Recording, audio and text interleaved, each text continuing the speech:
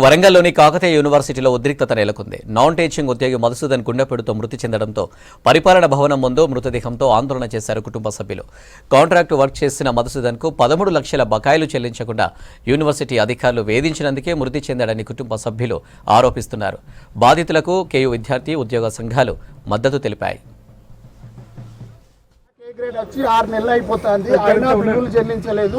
అప్పటి నుంచి 6 నెలల నుంచి ఆయన పడిగాపులు కాస్తూనే ఉన్నాడు, తిరుగుతూనే ఉన్నాడు. 29 lakhs పెండింగ్ లో ఉన్నాయి. 29 lakhs పే చేయలేక ఆయన వైఫ్ అండ్ హస్బెండ్ తోని ఏం చెప్పుకోలేక డిప్రెషన్ స్ట్రెస్ అయ్యి ఆయన హాస్పిటలైజ్డ్ అయి చనిపోయాడు.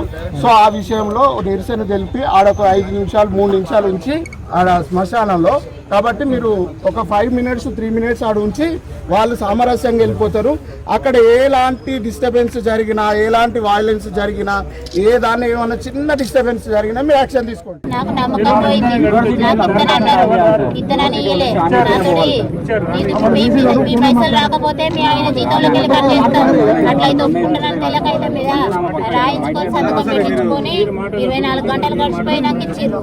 అట్లనే ఇయ్యాల కూడా ఆయన సొంత సంతకం పెట్టి సెట్ మీద ఆయన మా పైసలు కాకుండా ఆయన సొంత పైసలు ఆయన దగ్గర 2 ఉన్నాయి కదా, కుటుంబాన్ని కాపాడు.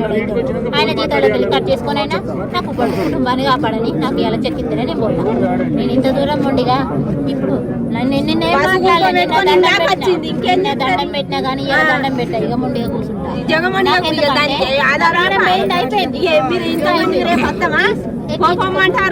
ఆయన రావాలి, వచ్చి